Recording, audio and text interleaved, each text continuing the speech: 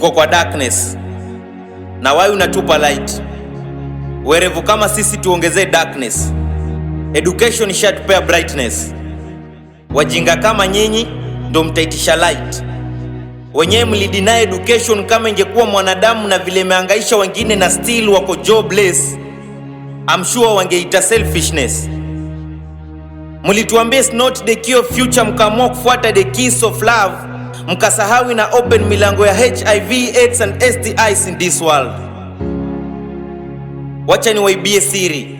Najua mnanichekelea nilisoma na sina job. Wajinga nyinyi, useless. Hatusomi kupata job, tunasoma kufanya life easiest. Na unajua mnapiga umbea from chekechea to university, tuna degrees na tuko jobless. Sijali mnachofikiria, jua tusomi kupata job, tunasoma ku get knowledge.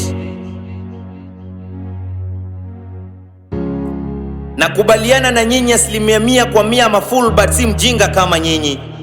Nafikiria future, nyinyi mnafikiria nini mtakula na kumekucha.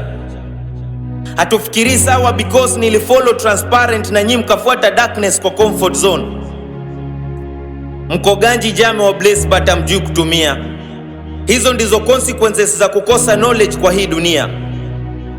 Nafikiria kuanza biashara na mnafikiria kufanya harambee na pesa za hustler fund, mwende klabu kunywa bia. Ukweli penye nia pana njia, na ukikosa nia utapotea njia, pioneer. Hatusomi kupata job, tunasoma ndo tuweze kufikiria.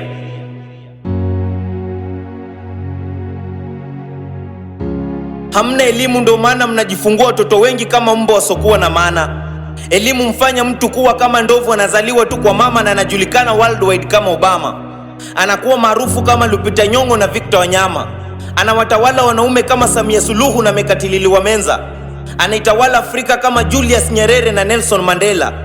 Anakuwa mwenye wisdom na utu kama Mzee Jomo Kenyatta na Mother Teresa.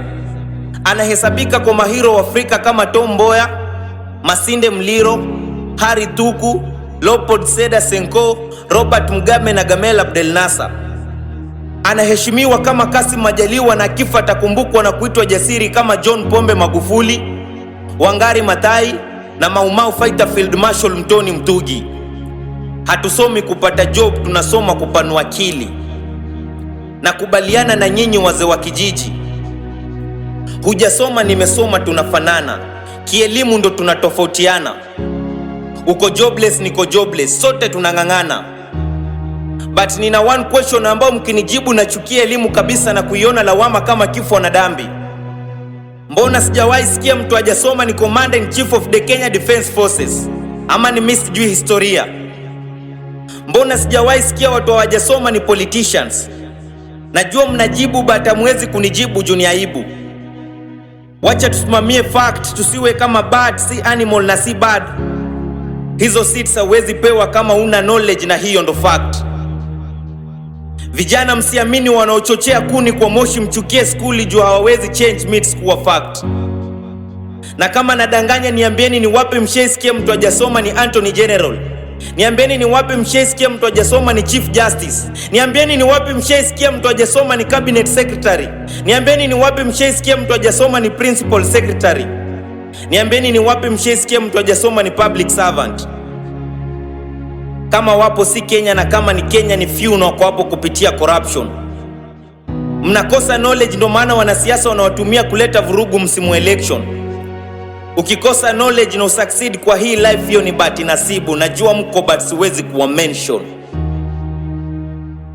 Mandugu na madad, education is the key to succeed in life. Na hayo mengine ni myths, don't believe it. Hatusomi kupata job, tunasoma kujua our rights.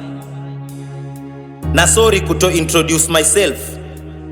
Ni Paul Chemo, the prince of poet, Shonyao philosophy.